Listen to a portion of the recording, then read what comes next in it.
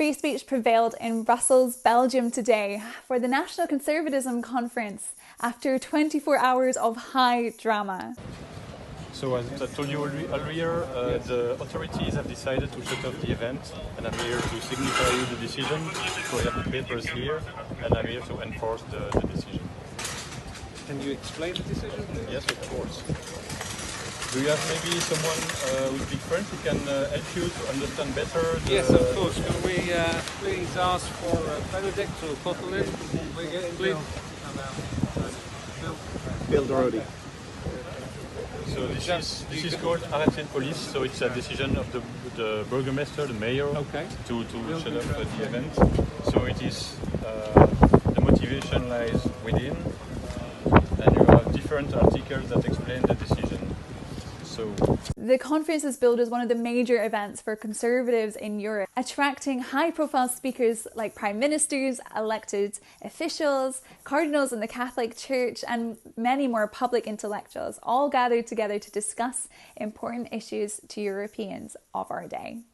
However, Brussels authorities did not appreciate people gathering to have such open conversations on their territory and organised a campaign of cancellation against the event. Only in the days leading up to the event taking place, 2 hotels cancelled hosting at their premises because of political pressure placed on them. When the conference did finally start to take place at their 3rd venue yesterday, Brussels district mayor signed a decree to shut down the event, sending police to barricade the doors, surround the venue, and prevent anyone from entering, including participants and speakers, to attend the conference where such controversial ideas were being discussed. What's happening is that Brussels police have an order to close down the event. Please don't get up yet. To close down the event because we are creating a public disturbance. However, they only sent 3 police officers. And so when the police walked in and all the cameras turned on them, they got scared and they went back outside.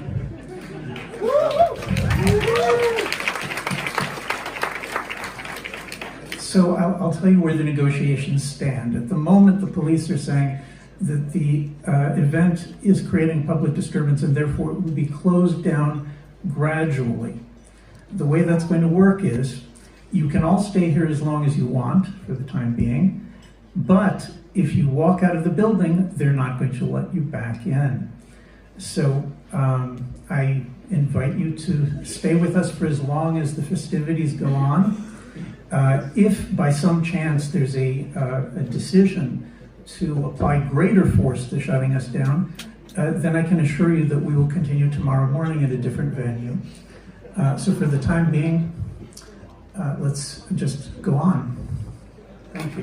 In fact, on the decree, the mayor of that district of Brussels pointed to ethically conservative values such as those on abortion, marriage, and national sovereignty as some of the problematic views that could potentially lead to public disorder.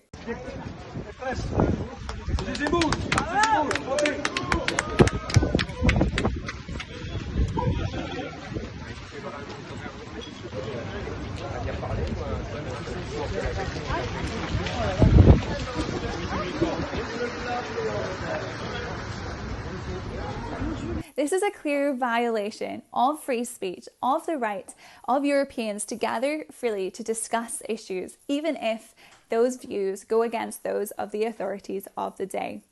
The scenes we saw yesterday are more fitting in the darker chapters of European history.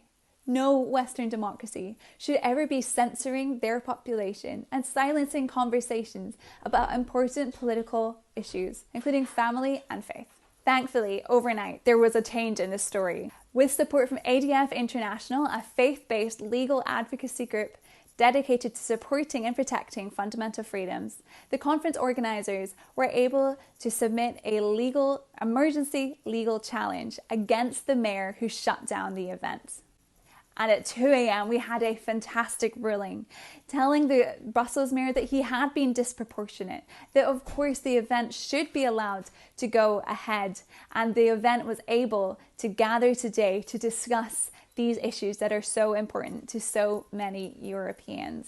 Well, it's been a crazy 24 hours. The challenge last night was actually the third legal challenge. We had 3 different legal challenges in 3 languages in 24 hours, the last of which was at 10 p.m. Last night. It was an emergency hearing before the Administrative Tribunal here, the Council of State. The court, to their great credit, convened this emergency hearing. We had the Judge and Advocate General and many other members of staff there, letting us into the courthouse at 10 p.m. to argue the case and argue the fact that what was happening, the mayor's decree, had no lawful basis, it was disproportionate, and it needed to be suspended to enable this event to take place. And that's exactly what the judge ruled, as you say, at about 2 in the morning this morning. This is a great victory. However, nothing like this should have ever happened in any form of Western democracy. Cancel culture can lead to a chilling effect on free speech across the country, across the continent. And nobody should feel that they are being silenced simply for having different beliefs or questioning those held by the authorities. We must stand up for free speech wherever we see the need to do so. We hope this watershed moment will help us reflect as Europeans on the need to protect this vital value and carry this forward so that conferences, events, and conversations are free for all in the future.